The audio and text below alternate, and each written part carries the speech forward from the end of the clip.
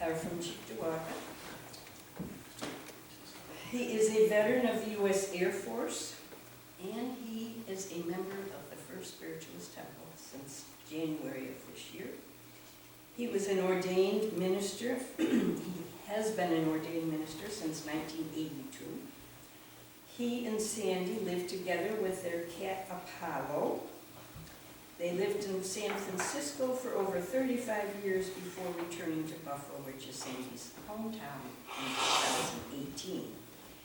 Andrew is originally from Chicago. He has 2 adult sons, one in Orlando, Florida, and the other in Des Moines, Iowa. He has been an award-winning advertising copywriter, producer for 7-Up, the Uncola, Budweiser, and Michelob beers, Ford Motor Company, and McDonald's, and Coca-Cola. He worked at J. Walter Thompson and Darcy McManus, both top 10 international ad agencies. He was the original creative director of Burrow Advertising, a groundbreaking African-American ad agency.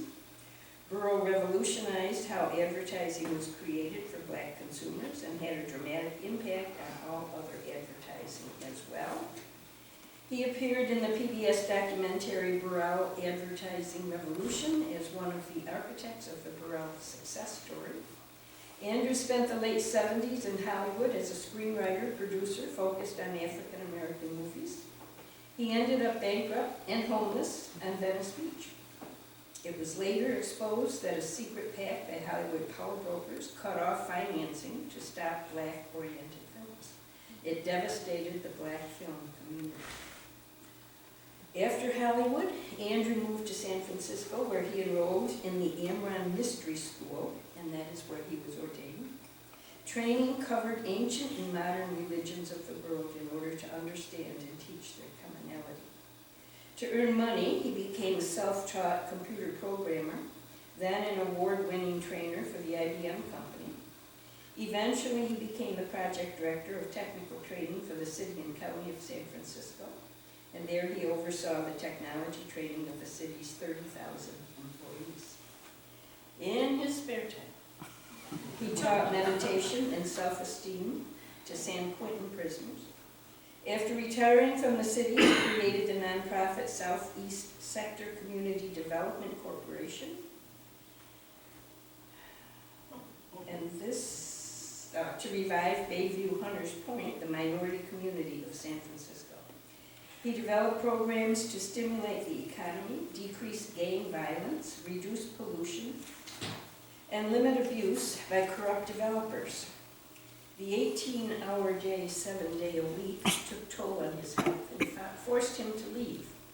While in Bayview, Andrew met Robert Plath, founder of the Worldwide Forgiveness Alliance and International Forgiveness Day. Andrew started helping him as a part-time volunteer. Ultimately, he became the communications director, public spokesperson, and the MC of their annual awards ceremony, honoring heroes and champions of forgiveness. The event was viewed around the world. In 2017, Andrew was honored as a passionate forgiveness advocate with the Champion of Forgiveness, Reconciliation and Peace Award. Previous recipients of this award have been Bishop Desmond Tutu, Marianne Williamson, and Dr. Fred Luskin. He was also a member of Marin Professionals to help unemployed professionals over 40 get jobs. To re-energize, Andrew was active in the Marin Actors Workshop and is a member of SAG-AFTRA, which is Screen Actors Guild, American Federation of Television and Radio Artists. He has created and developed the Functional Forgiveness TM system to help people access and apply the energy known as forgiveness. He teaches Working with Angels, a workshop inspired by the angels in 1988. He has written 2 books and recorded an angelic meditation tape. He has a Bachelor of Metaphysical Sciences degree from the University of Metaphysics and is near completion of his master's degree. The title of his master's thesis is Forgiveness as a Source of Power.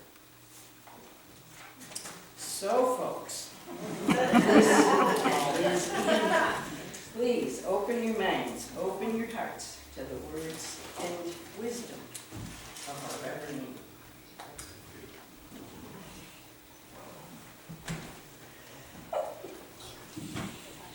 Good morning. Good morning. Since this is my first talk, let me introduce myself. Hi. Hi. So as Bev told you, I was an ordained minister back in 1982 at the Church of M.Msc in San Francisco. My credo is there is nothing that is not God. I lived in San Francisco for nearly 40 years before we moved here back to Buffalo, where my wife Sandy grew up.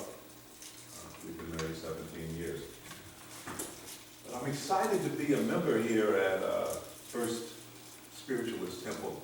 It's a great place to be. You're very, very warm and welcoming at this place. I mean, I'm not just talking about the greeter at the front door. It runs throughout the entire congregation, the warmth, the welcoming, the generosity. You actually reflect this building, which you know sparkles in the sun. So it's very nice to be here.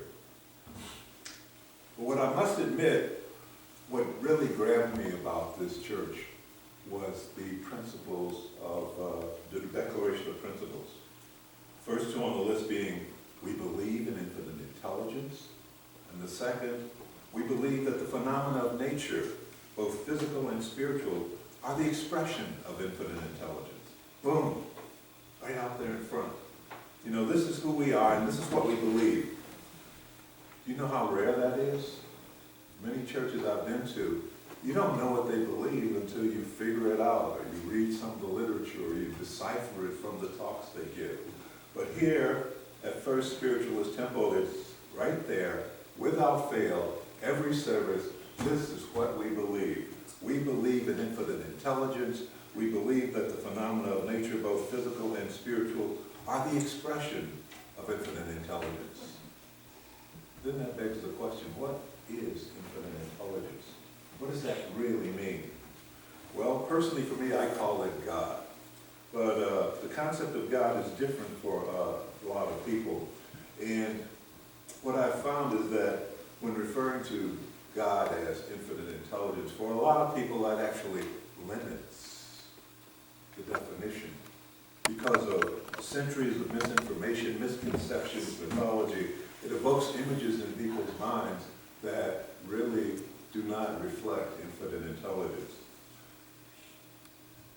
Infinite intelligence is undefinable. Infinite intelligence is actually unimaginable. J.B.S. Haldane, who was a famous biologist way back in the early 19th or 20th century, said the universe is not only stranger than we imagine, it is stranger than we can imagine.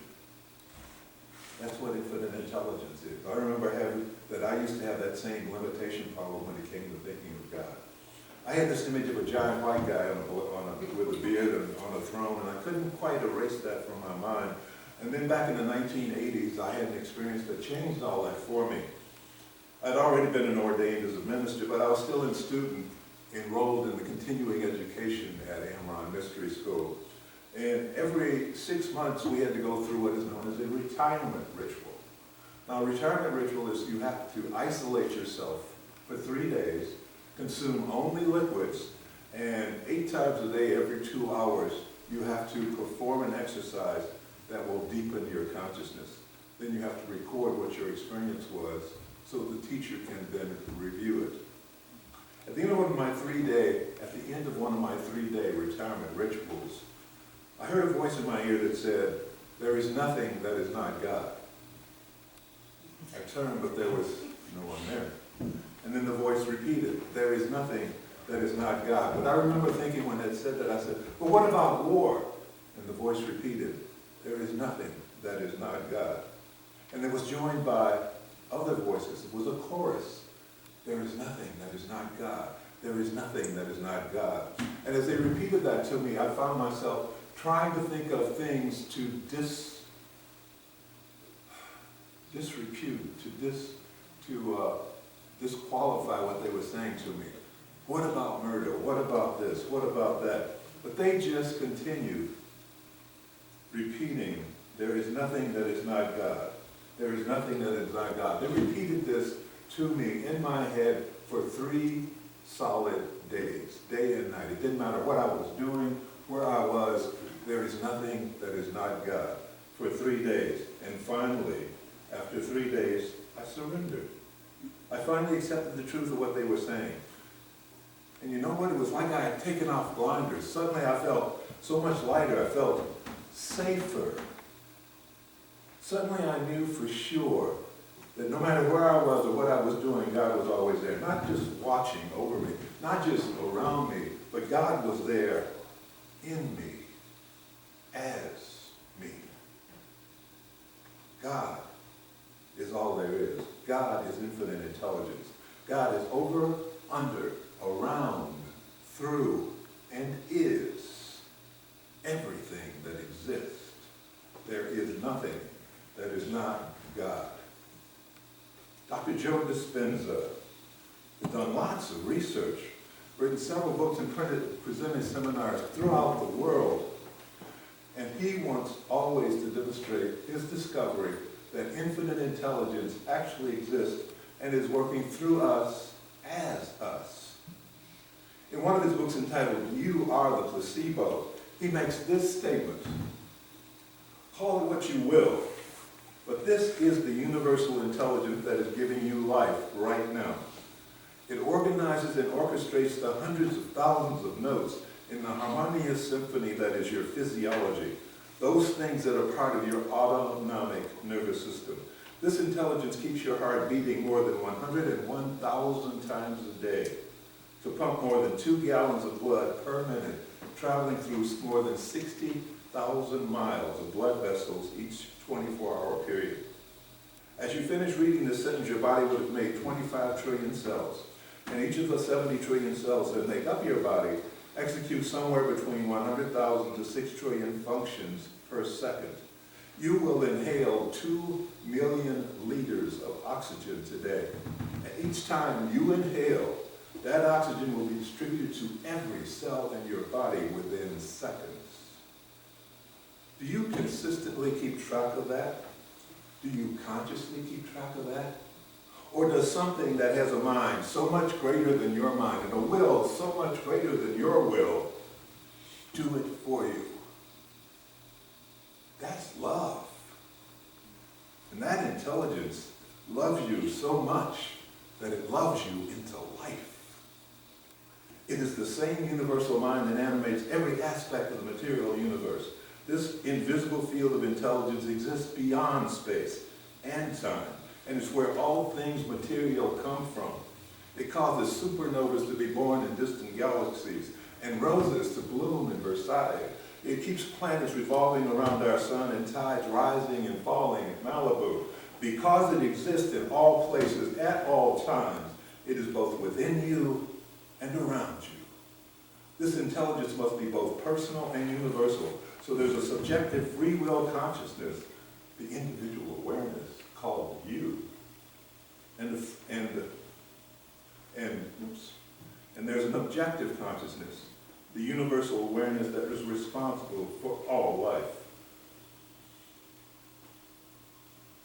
The Church of Religious Science was also known as the Science of Mind Church.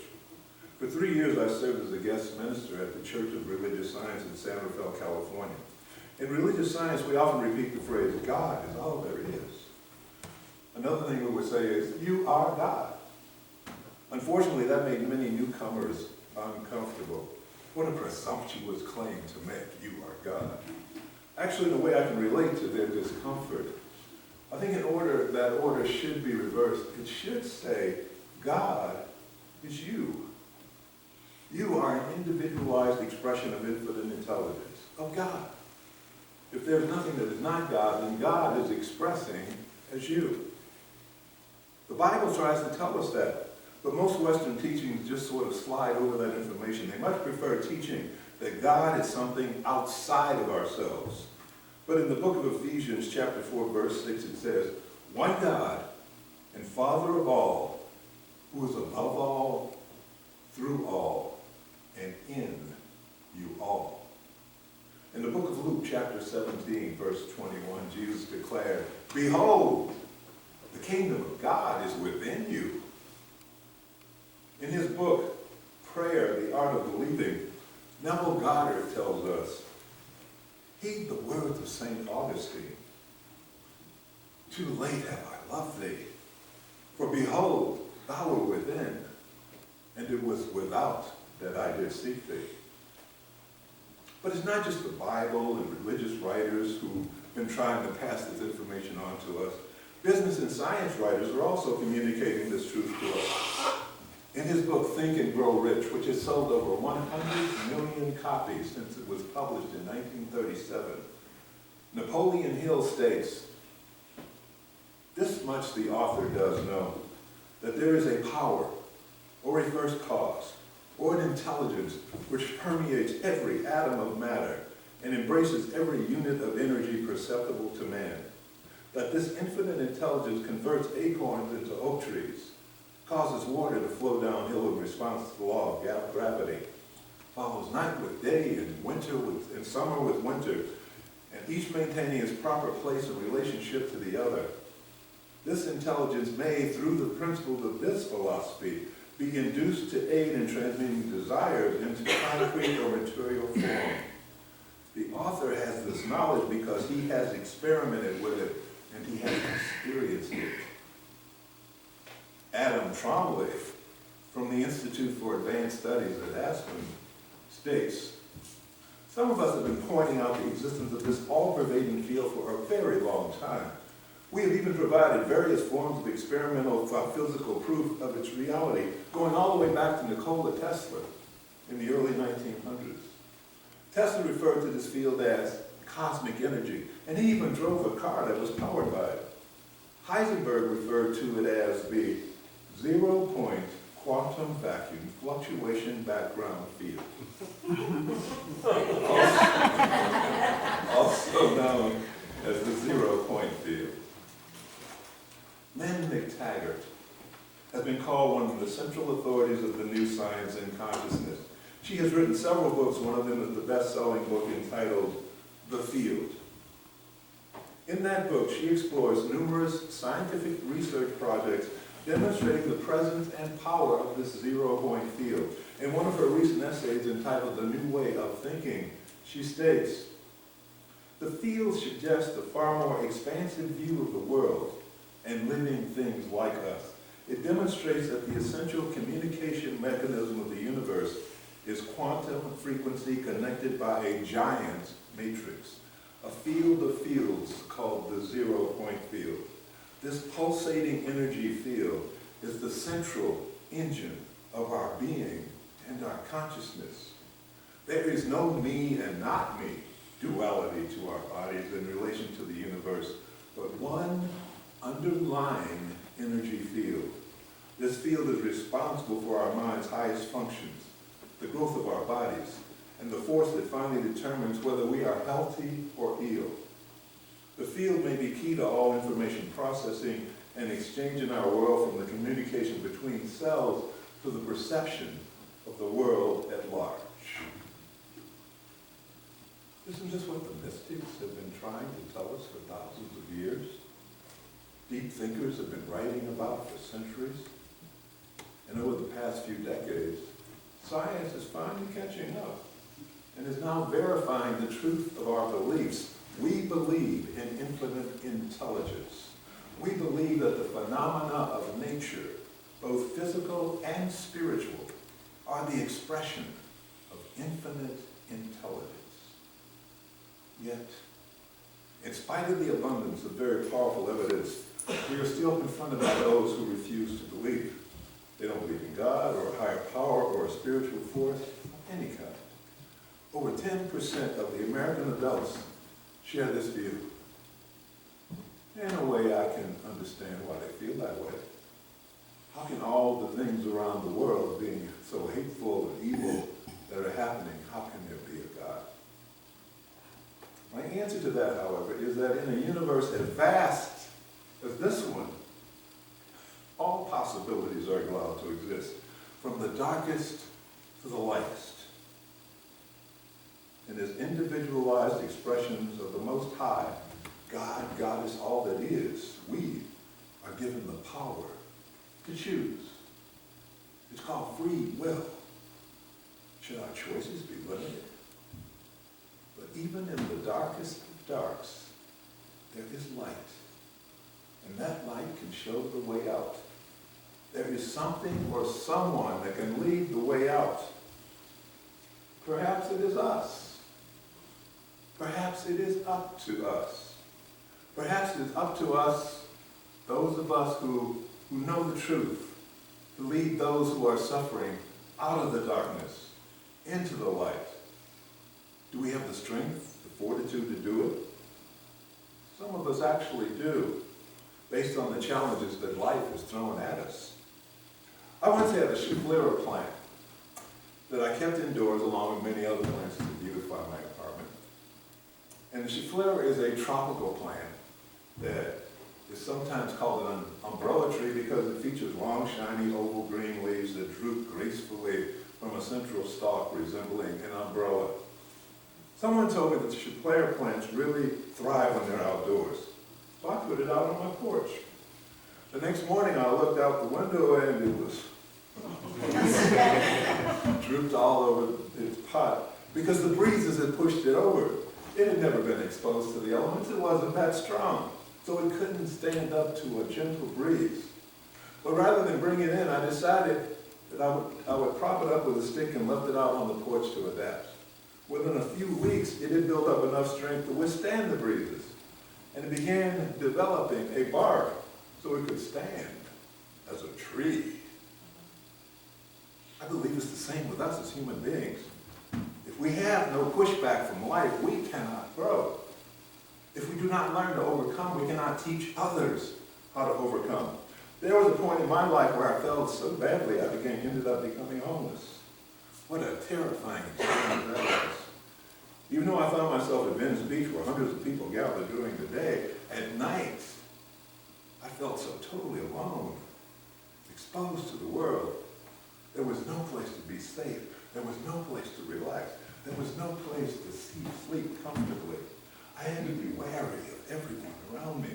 I had no food except that which was given by strangers. The only being I could talk to was the ocean. I must admit there were times we had some interesting conversations. But one cold, blustery night when it seemed that all was totally lost, when my body was shivering from the cold, my face was wet with tears of despair, it was then that I found peace. Suddenly, I was wrapped in a warm, invisible blanket of love that protected me and comforted me from head to toe. And it stayed wrapped around me throughout the night, the entire night. The angels were taking care of me. I was filled with joy and so much gratitude. The next day, everything changed, and within a few days, the ordeal was over. In his book entitled Evolve Your Brain, Dr. Joe Dispenza tells us, if you look at a functional brain scan of a person who is thankful, who then moves into a state of gratitude, the subconscious brain turns on completely, which means then that they have their mind and body working together. They're feeling exactly the way that they are thinking, and it's re-instructing the body, reconditioning the body, and because they're in a state of thankfulness, it's affecting their health dramatically and very quickly. There is no block between the conscious mind and the subconscious mind. But if you ask that same person, begin to rifle through all the problems in their life and put their attention on that, you know, that same brain turns off. And then they're separated from their subconscious mind, their greater mind. We go through what we go through for a reason. For what reason? Only infinite intelligence knows the answer to that. But we can believe that is for our growth. It is to empower us to accomplish what we have come into this life to accomplish. Everything that we go through empowers us.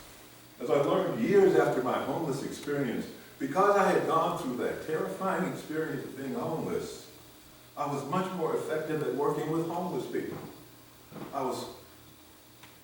They could feel that I knew what they were going through. And there was that instant connection of trust between us. All that we go through empowers us. So I ask you today, what gift has the pain you have been through brought to you? The gift is there. It was a gift from infinite intelligence. What terrors no longer frighten you? What strengths have you gained? What compassion have you acquired? Who can you now empathize with because you have already been there? What love can you now share because the gifts of infinite intelligence have made you a tree who can stand in the wind? There is nothing that is not God. In the book of John, chapter 14, verse 10, Jesus says, "Not of myself, but the Father that dwelleth in me, he doeth the work." We here at the First Spiritualist Temple believe in infinite intelligence. And because of that belief, we know that we are protected. We are strong. We are loved.